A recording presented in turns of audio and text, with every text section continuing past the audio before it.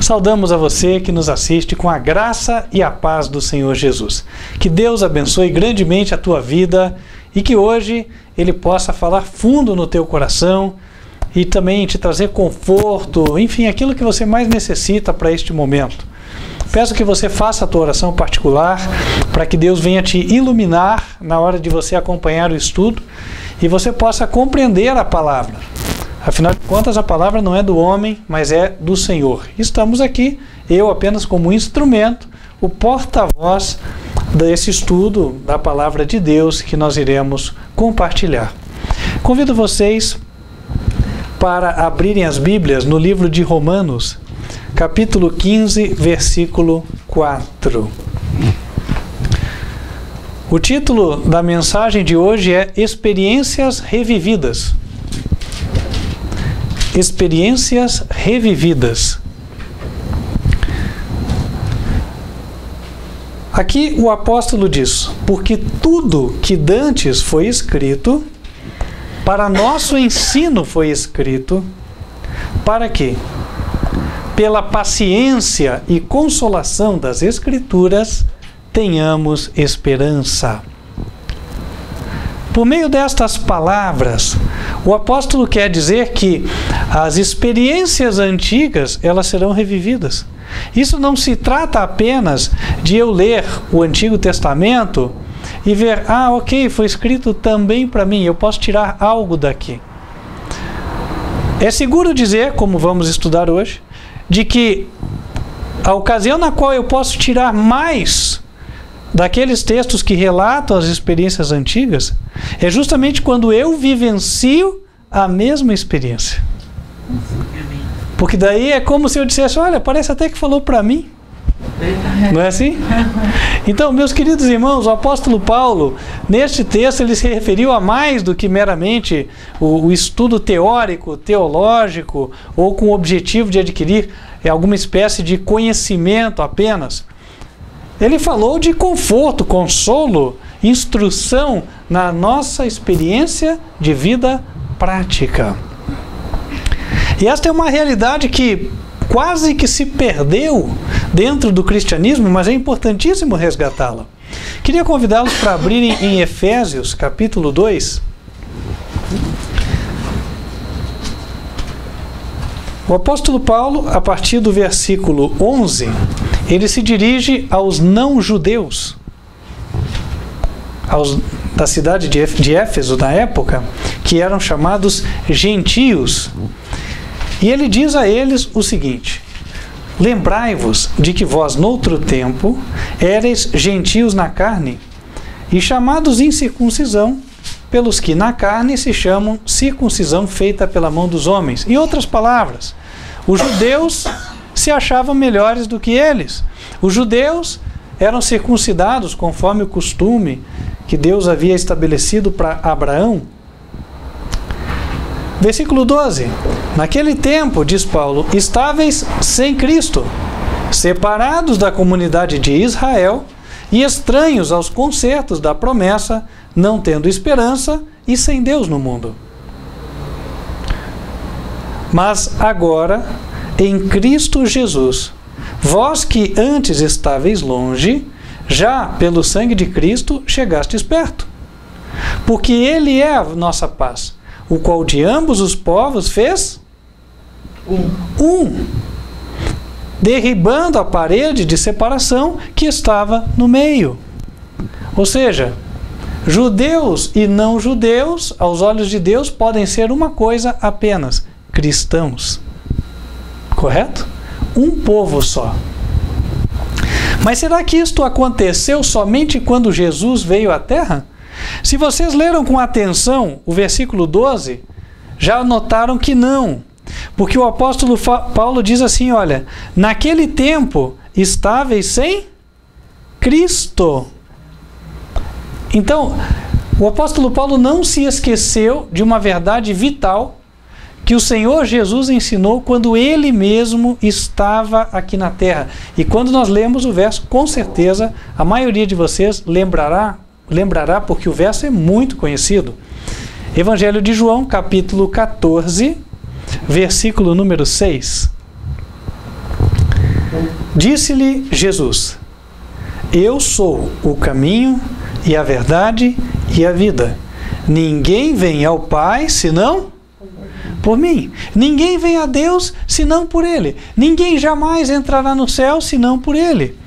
E note que essa palavra de Jesus, ela não dá margem para a gente entender um outro grupo que entre no céu de outra maneira. Ele diz: ninguém vem ao Pai senão por mim. Se não for por mim, não chega.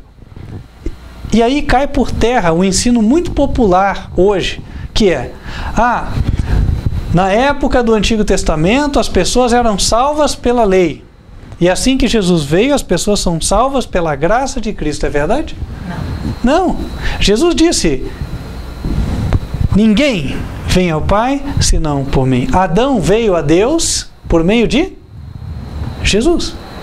Como é que os seus filhos, Caim e Abel, sabiam que tinham que sacrificar cordeiros? De onde eles aprenderam? Às vezes a gente não para meditar, né? Ora, eles aprenderam com seus pais, era a única fonte de conhecimento que eles tinham na terra. Portanto, Adão era alguém também que sacrificava. E cada vez que alguém sacrificava um cordeiro, ele demonstrava fé no Cordeiro de Deus que tira o pecado do mundo. Adão foi um cristão. Abraão, o pai da fé, ele estava para sacrificar o seu filho, Isaque, pois Deus proveu um animal no lugar. Não foi assim? E Abraão também manifestou a fé no Cordeiro de Deus que tira o pecado do mundo. Portanto, os descendentes de Abraão, depois, mais tarde, se tornaram os judeus, porque os descendentes de Abraão não são só os judeus, são poucos que sabem isso. Os ismaelitas, todos os árabes são descendentes de Abraão, por exemplo. Mas os descendentes de Abraão tiveram que manifestar a fé em Cristo. Então Cristo era aquele que unia a todos.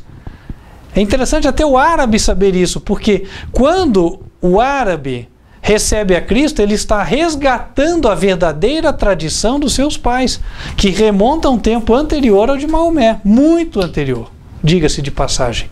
Maomé é de 700 depois de Cristo para cá. Agora, Abraão é de pelo menos 1700 antes de Cristo. Para não dizer 1900, algumas referências nos levam para esta época, né? Então, meus queridos irmãos, nós notamos aqui que não há isso de, numa dispensação salva-se de uma maneira, na outra dispensação salva-se de outra maneira. Também não há o que dizer sobre judeus hoje salvam-se de uma maneira, enquanto os outros salvam-se de outra. Há quem creia que os judeus se salvam pela lei, enquanto os outros se salvam pela graça. Mas aqui Jesus disse: ninguém, absolutamente, vem ao Pai senão por Ele. E nós vimos em Efésios que, por meio de Jesus, todos os povos são feitos um só. Um só povo, cristão. O chamado, portanto, é universal e ele é concentrado em Jesus. Portanto, quando eu leio a experiência de alguém no Antigo Testamento, eu compreendo que essa experiência é a repetição, ou a minha experiência é a repetição deles. Se eu sou um cristão de verdade, eu devo repetir a experiência de Abraão, de Isaque, de Jacó e assim por diante. Quais são as minhas experiências? Será que quando eu leio a Bíblia eu me identifico? Ou será que quando eu leio a Bíblia aquilo parece um conto?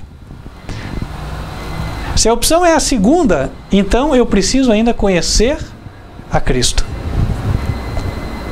Mas se a opção é a primeira, então eu posso ser verdadeiramente consolado pela palavra de Deus.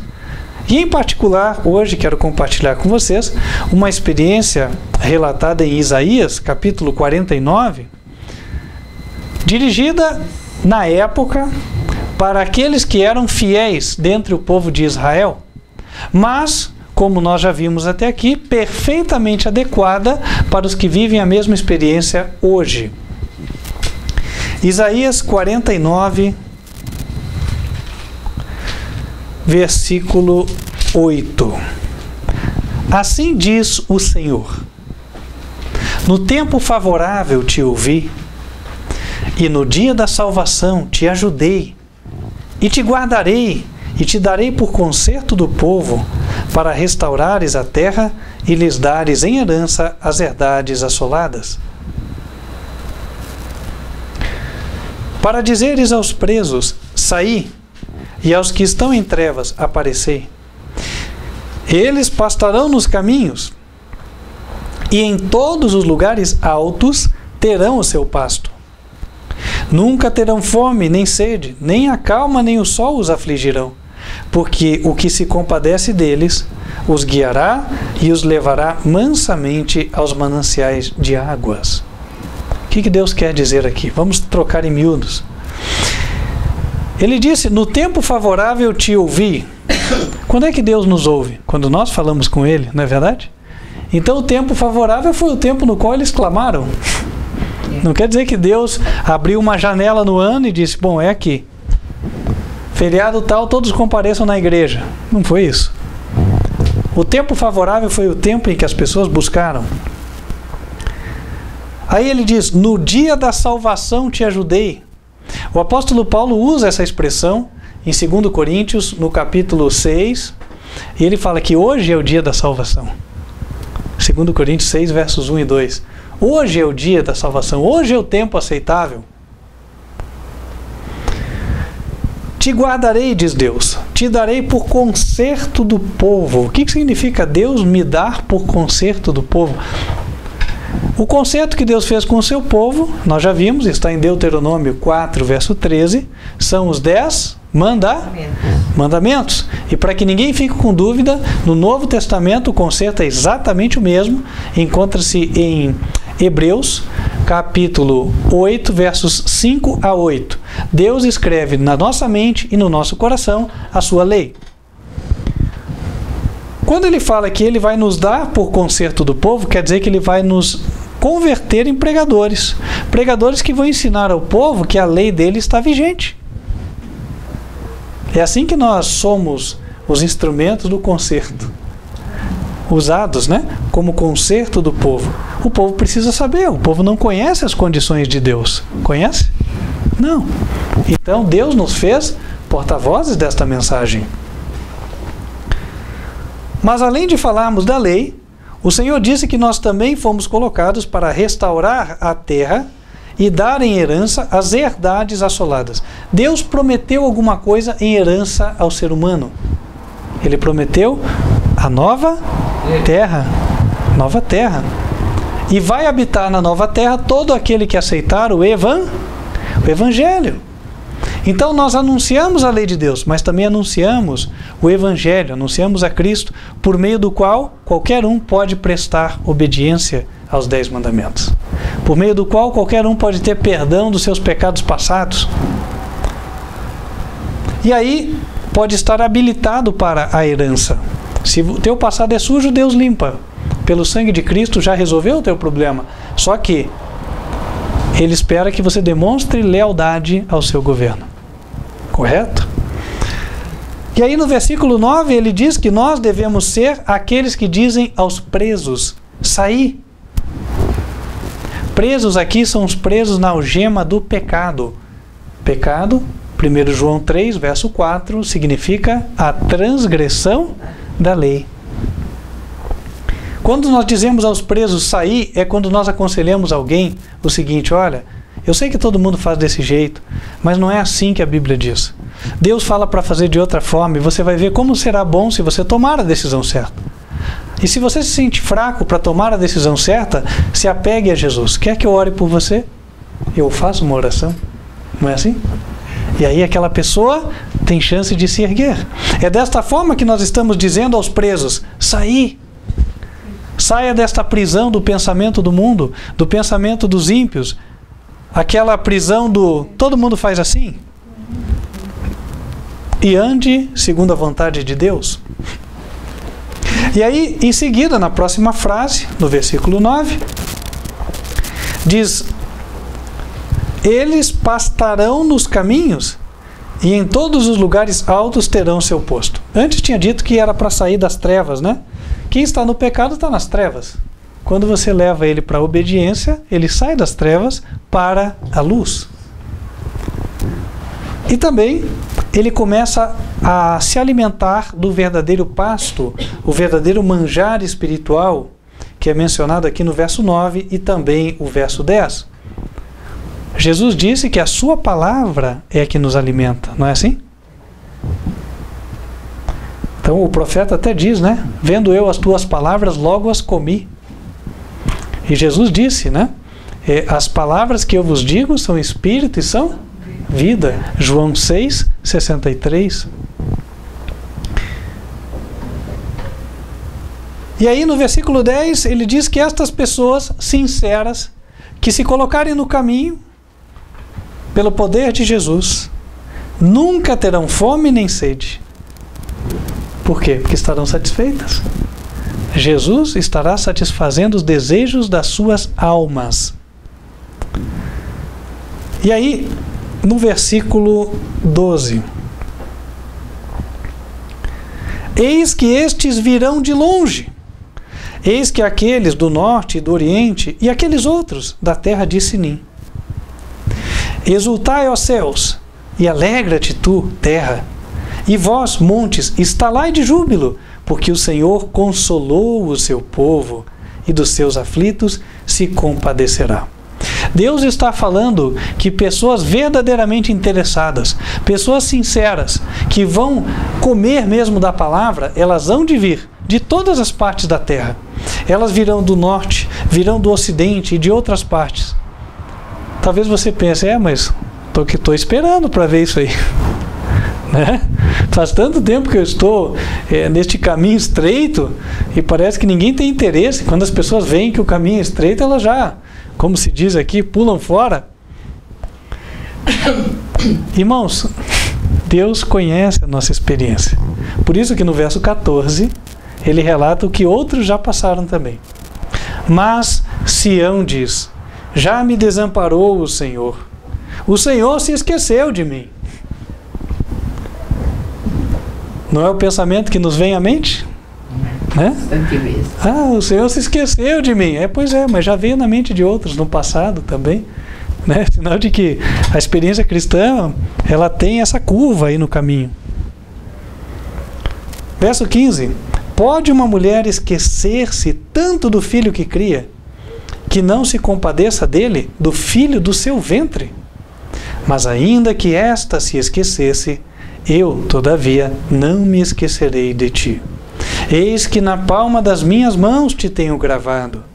Os teus muros estão continuamente perante mim. Os teus filhos apressadamente virão, mas os teus destruidores e os teus assoladores sairão para fora de ti. Hoje nós estamos sendo assolados, humilhados, né? Destruídos por dentro por pessoas usadas pelo inimigo. Ou pessoas que a gente gosta, mas se deixam usar. Pode acontecer também, né? Só que Deus fala o seguinte: olha, os destruidores sairão para fora de ti. Eles vão se afastar. A bênção tua vai chegar. E daí vão vir pessoas sinceras como fruto do teu trabalho. Verso 18: levanta os olhos ao redor e olha, todos estes que se ajuntam, vêm a ti. Aqui Deus pede para nós contemplarmos com os olhos da fé. Né? Olha quantas pessoas vindo. Todos estes que se ajuntam, vêm a ti. Vivo eu, diz o Senhor, que de todos estes te vestirás como de um ornamento e te cingirás deles como noiva. Essa é uma promessa que vai se cumprir quando chegarmos no céu, né? Cada alma salva pelo nosso trabalho vai representar um enfeitezinho na nossa roupa. Um ornamento. Por isso que fala, né? Diz aqui, ó: de todos estes te vestirás como de um ornamento. Então Deus está preparando a nossa veste de justiça e cada alma ganha pelo nosso trabalho vai ser mais um enfeitinho. Então nossa roupa, espero que esteja bem enfeitada quando nós cheguemos no céu. Amém? Versículo 19: porque nos teus desertos e nos teus lugares solitários e na tua terra destruídas te verás agora apertada de moradores, e os que te devoravam se afastarão para longe de ti. Até mesmo os filhos da tua orfandade dirão aos teus ouvidos: muito estreito é para mim este lugar, aparta-te de mim para que possa habitar nele. O que ele está falando aqui? Os membros são poucos, os que aceitam o evangelho são poucos, os membros da igreja, do ministério são poucos. Só que chegará o tempo em que tanta gente virá, que esses que estavam conosco vão falar: puxa, mas aqui já está muito apertado, não dá mais para nós, né? Precisamos de mais espaço. Versículo 21. E dirás no teu coração. Quando isso acontecer, você vai pensar: quem me gerou estes? Pois eu estava desfilhada e solitária. Entrara em cativeiro e me retirara. Quem então me criou estes? Eis que eu fui deixada sozinha. E estes, onde estavam? Assim diz o Senhor: eis que levantarei a mão para as nações, e ante os povos arvorarei a minha bandeira. Então trarão os teus filhos nos braços, e as tuas filhas serão levadas sobre os ombros. Irmãos, chegará o tempo em que, assim como hoje a política está sob o foco do povo, a religião estará. E quando isso acontecer, naturalmente as pessoas buscarão conhecimento sobre esta matéria. E aí encontrarão o caminho da vida eterna. Nesta época, muitos hão de vir. Versículo 23. E os reis serão os teus aios, e as suas princesas as tuas amas. Diante de ti se inclinarão com o rosto em terra, e lamberão o pó dos teus pés. E saberás que eu sou o Senhor, e que os que confiam em mim não serão confundidos. Para que ninguém entenda mal este verso, voltará a ocorrer a história de Daniel. Ilustres desconhecidos são chamados nas cortes, e ali os reis tomam conhecimento do Deus vivo, e a partir dali muitas pessoas se convertem, se salvam, e até alguns dos poderosos se humilham na presença do Senhor. Quando Daniel interpretou o sonho do rei, a Bíblia diz que o rei se prostrou e adorou, não foi assim? Se prostrou diante do servo do Senhor e adorou a Deus. Então, meus queridos irmãos,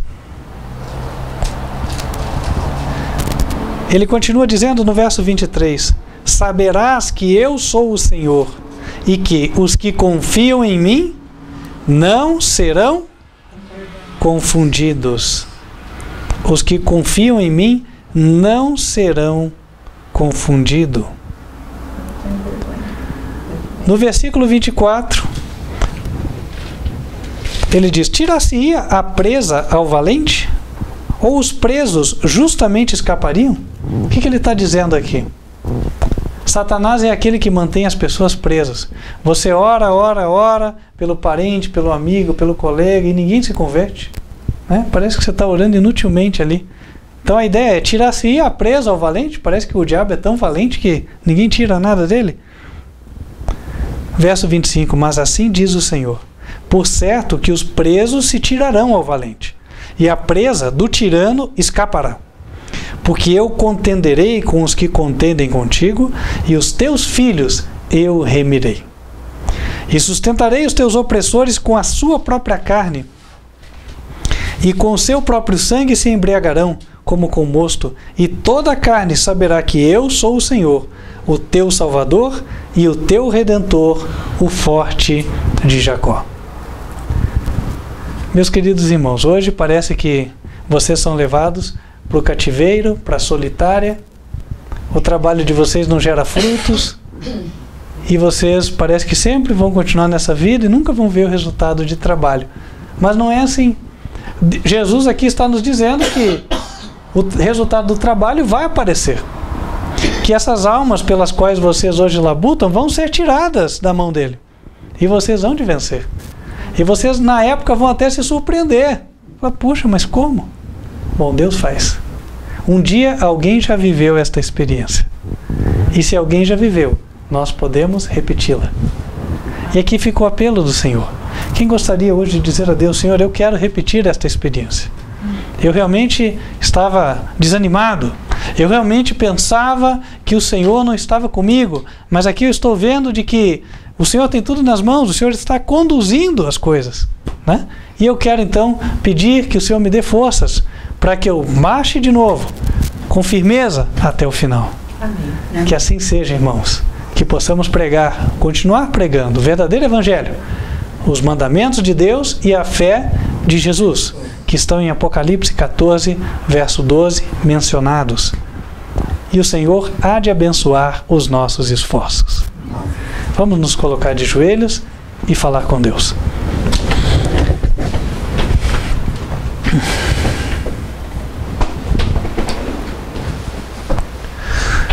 Senhor nosso Deus, nós te agradecemos pelas palavras de encorajamento e ânimo e pedimos que o Senhor nos dê força e nos ajude a caminharmos até chegarmos este dia, onde veremos muitos se aproximando, até com surpresa, por não imaginarmos a extensão do resultado dos trabalhos. Abençoa os esforços de cada um aqui que têm sido feitos para ganhar almas para o Senhor. Opera poderosamente no coração de todas as pessoas que têm sido mencionadas nas orações dos teus santos na terra. E fortalece a tua igreja. Pedimos estas bênçãos em nome de Cristo Jesus. Amém. Amém. Amém. Querido irmão e irmã que nos assiste, se você está convicto de que esta é a igreja verdadeira, este ministério Quarto Anjo, Advertência Final, é o ministério levantado por Deus para dar a última mensagem na terra antes da vinda de Jesus. E se você deseja se unir a este corpo, preparando-se para dar o passo do batismo, estudando a Bíblia, entre em contato, vai ser uma alegria para nós podermos te auxiliar. Tome nota do nosso endereço de e-mail, contato@advertenciafinal.com.br. E convidamos também para que você continue nos assistindo através do canal youtube.com/TV Advertência Final. As transmissões são realizadas terças-feiras, 8 da noite, e sábados em 2 horários. 15 para as 10 da manhã, Escola Bíblica das Crianças, e 11 horas da manhã, Mensagem do Culto. Se você nos assiste ao vivo, também pode nos acompanhar pelo site advertenciafinal.com.br. Feche os teus olhos, vamos invocar as bênçãos do Senhor sobre a tua vida antes de encerrarmos esta transmissão. Que o Senhor te abençoe e te guarde.